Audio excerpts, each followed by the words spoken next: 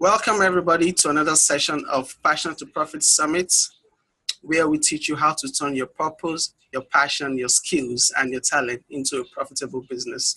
But before we start this session, let me introduce my guest, Bailey Richert. Bailey Richert is a business coach who helps individuals launch profitable online enterprise as entrepreneurs, respected experts in their field, creating value and generating income by sharing their life experience, knowledge, and passion with others in a manner that supports their ideal lifestyle. So welcome, Bailey, to the Passion and Profit Summit. Thank you so much for having me. I'm glad to be here. Thank you very much. Before we begin, we have to go a little bit into how you started as an infopreneur. Could you please tell us how you started? Sure. Well, originally I was going to college to be an engineer. I graduated in 2010 with my engineering degree and worked as an environmental engineering consultant for many years out in California. But around 2013, I realized I wanted something different for my life. I was not being given enough vacation time. I never got to see my family. So I realized I had to go into work for myself. And that's when I started getting into online business. And originally, I started out by creating info products myself. So I was writing books and I was doing my blog and things all about travel. That was my first infopreneur business. And after a while, people started asking me for advice about how to grow their online businesses. And that's when I started getting into coaching. So I started teaching people how to self-publish ebooks, do online courses, host virtual summits, and that's really when my business really started to take off. Okay, great. I was watching an interview you did with, I can't remember the interview now, where you said you had to go back to school before you venture into entrepreneurship. Yeah. Well, I originally was nervous when I quit my job that I wasn't going to be able to grow my business. You know, businesses sometimes fail and I didn't want to fail. And so I actually decided that I was going to quit my job and enroll at MIT, the Massachusetts Institute of Technology, to get my graduate degree so that I could study how to be an entrepreneur. And that was a real blessing because I had an opportunity to both be at school while I was learning, and also that gave me more time flexibility to start my business because it was hard for me to work on my business while I was working a full-time job. Now, I want to be clear and upfront and honest that when I was at MIT, my entire degree was paid for through my research because MIT is a research university. I did not take on any additional loans or any payments to go to MIT. I do not recommend that you go to graduate school in order to start your business if it's going to cost you thousands of dollars. That's not a good financial reason to go. But I was blessed because my school was paid for through my research. Okay, that's great because I found that most people who want to venture into entrepreneurship are either skeptical of going back to school to gaining the necessary required knowledge, which you have definitely clarified us that it's necessary for us to go back to school to gain some form of knowledge before venturing into entrepreneurship. Thank you for clearing that up with us. Yes, of course, no problem. Okay, I remember, was it back in 2014, I was doing online. Before I started my online business, I was searching for ways to explore how to grow my email list. And I stumbled across your blog, baileyrichert.com, where you talk about virtual summits. I was very intrigued and I wanted to know the process of how you started. So could you please give us a little bit of how you came about hosting your own virtual summit? Yeah, virtual summits like this one that we're on right now are amazing for growing your email list. And I hosted my very first summit It was back in 2016 that I hosted the Infopreneur Summit, but I had been on lots of summits before that. I had been asked to speak on summits, and I had attended several of my friends' summits, and I'd heard a lot about how amazing they were for growing your business. And, you know, around the time that I was looking to host my own summit, I was really looking for a marketing technique. What can I do that will grow my business, help me connect with influencers, that'll make me money? And what can I do that'll work fast? You know, there's so many different things you can do in online business, but sometimes they can go slow. So your blogging or social media, it sometimes takes a while for those things to really work.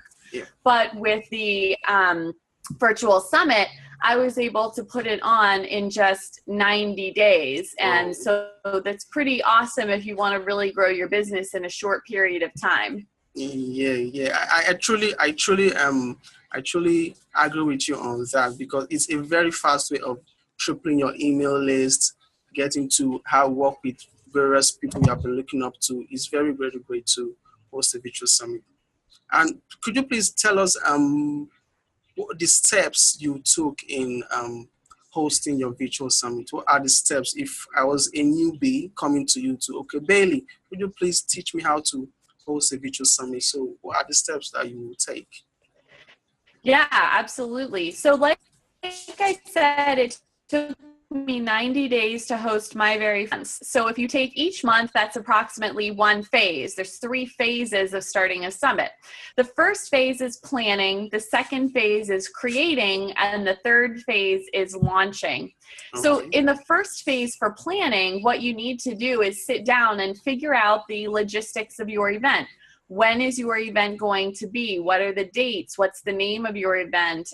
You know, what kinds of things are you going to talk about on your summit? And that's when you also start reaching out to guest speakers as well.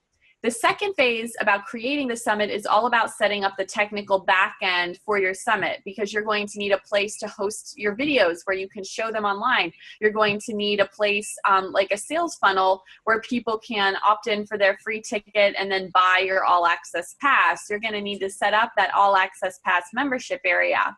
Okay. And then the third phase is all about promoting your summit and actually hosting your event. Okay, that's good, because when I was hosting mine, it was kind of a little bit difficult at first, but when I got to your page, you made it look very simple for even a newbie to do. But thank you for that, for your resources. It's helping me organize mine in the other fashion. Thank you very much. Thank you. I'm glad to hear you say that. That's what I try to do in my business. That's one of my main goals as being a business coach, is to take seemingly really complex issues and break them down into simple step-by-step processes. Okay, that's great. I wish more of our online entrepreneurs would toe your path, because most of them are, they use these terms that are not quite understandable for newbies. I really appreciate you for that. I wish more of people would definitely toe your path. Thank you very much for that. So after organizing your virtual summit, after organizing your virtual summit, what would you think will be considered as a good result after your virtual summit? Well, that's a great question. And I think it honestly depends on what your main goal is of the summit. So we've already mentioned that summits can be great for growing your email list, but they can also be really good for connecting with influencers, driving some of those new subscribers into your Facebook group or some sort of online community. So I think it's important before you go into your summit to determine what is it that you actually want more of. Now, if money is the thing that you want, not just the email subscribers, but you're looking to make a lot of money, then you need to prepare for that. You know, you need to actually create some new products or launch a new product or have some affiliate products or something there that you can sell. You know, so depending on what your goals are, you might have different, definitions of success. So how you define, the results as being good or not might be different. Now, here's one thing I want people to know is that I've been doing my summit a couple of times. My last summit, I brought in 3,000 new subscribers to my email list, and we made almost $17,000, which Yeah. is a lot. Now, if you're just starting out, you might not necessarily get those results, but that's okay, because I didn't get those results the first time I did my summit either. I only brought in 1,000 people to my email list the first time. So a lot of people start out small and then they host their summit again and again. How to do it, it's just like anything in business. If you're writing a book or launching a course or anything, you do it the first time, you're going to make mistakes. You're going to learn how to do it better. And that's one of the things I like about a summit, is that you can host it once and you learn, and then you can host it again and you'll make less mistakes and you'll get bigger results. Of course, yes. One thing I've learned from my online business is, first of all, get your name out there so that they will know, like, and trust you, which I think a virtual summit is perfect for.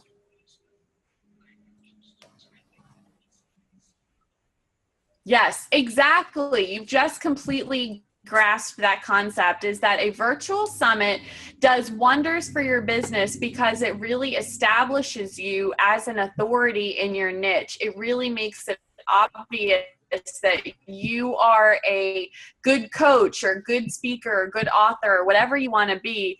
And you can't have a business until you do that. You can't have a business until you establish yourself and you say, look, I'm good at what I do. And that's exactly what a summit does. So you're right.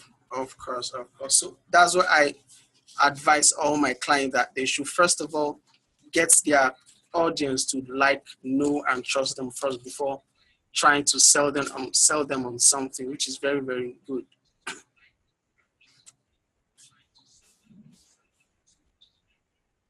Yeah. Gotta know, like, and trust. Yeah. Of course. So what would be your advice to upcoming newbies who want to venture into virtual summit or into any online business?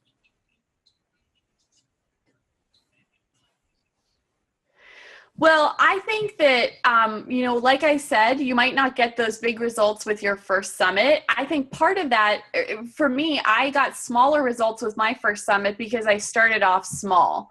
So there's huge benefit and huge good reasons in anything you do in business, whether it's a summit or anything else, to start small, because you're going to be able to make those mistakes in front of a smaller audience. You're not going to waste as much money. There's so many entrepreneurs out there and new business owners that just want to, grow really fast, really big, really fast. And I think that it's understandable why they want that, because they want to make more money. But when you're in business, you need to make sure that your systems and everything you have set up is really ready for that growth. And you have to start small, and it's okay to start small. That's my advice. Okay, that means you won't advise anybody to go into business just for the money alone. No, you cannot just do it for the money. Absolutely not. You have to do it because you're truly passionate about what it is that you're teaching people. If you are a relationship coach, you can't be in it for the money. You have to be in it because you want to heal people's relationships. If you're a fitness coach, you have to do it because you're in it for, helping people be healthy and feel better. You can't just be in it for the money. If you are, it's not just that you're in it for the wrong reason, but that's not sustainable. That's not a good way to run a business, because people are going to see through that. They're going to see that and not like it. And, that's not a good enough reason to get out of bed every morning. You just mentioned something that I really liked about passion. You have to be in it for the passion, which this summit is totally all about, how to discover your passion and turn it into a profitable business. So I was kind of curious, what was it passion that led you into infopreneurship? Yes, I became an infopreneur. When I was leaving my corporate job, I realized that there were skills and passions that were just going to waste. I wasn't using them in my job, and I felt really unfulfilled because of that. So part of the reason that I left, among many reasons, was that I wanted a chance to put those skills and passions to good use. Okay, great. So, how did you discover your passion, and what would you advise to somebody who is trying to discover his passion, his purpose? When I first started that first infopreneur business, I was writing those books and teaching courses about travel because I've been to 25 countries and travel is a huge passion for me. But that's not what my business looks like today. My business looks different now that I'm doing the infopreneur business coaching, which honestly I love even more. It's awesome. Oh, So my advice to somebody who isn't sure in how they want to build their business or what passion they want to choose is to just get started. Just pick something, even if you're not 100% convinced that it's your all consuming passion, even if you're not sure it's like your one passion. okay. Building a business requires you to learn a lot. You're going to have to go through a lot to learn new skills and to figure out how to be successful. And you don't want to wait any longer than you have to. Of So pick course. something, even if you're not sure if it's your perfect passion, and get started because you're going to learn a lot through that process. And then as you build your business, you can always change paths. It's what we call pivoting or to Okay. pivot. It Okay. means to just change a little bit. I pivoted. I went from doing my travel stuff to doing, my coaching stuff full time. You can always change, but you need to get started. Okay. So that means you shouldn't wait for the perfect time to start. Just start something. Right. Don't wait for the perfect time. There is no perfect time. You know Oh, how whenever people have a baby, they always say, "We're going to wait till the perfect time." And then yes. their mother or whatever will always go, "There's no perfect Perfect. time. You just have to do it." A Yes. business is the same thing. Like, there's no good time to start a. Okay. Okay. Thank you very much for that. So, what's your parting word to everybody? Your advice to somebody starting a business? When you are getting started, like I mentioned, start small and focus in on one really important thing. Whether you're going to start off with a summit, put all of your attention into your summit. Don't try to launch a course and a summit and a book at the same time. So get started, start small, and have focus on just one thing. Okay. Okay. Thank you very much, Bailey. I really appreciate you coming on this summit. It's been a pleasure having you here. Thank you so much for having me. Okay. Thank you very, very much.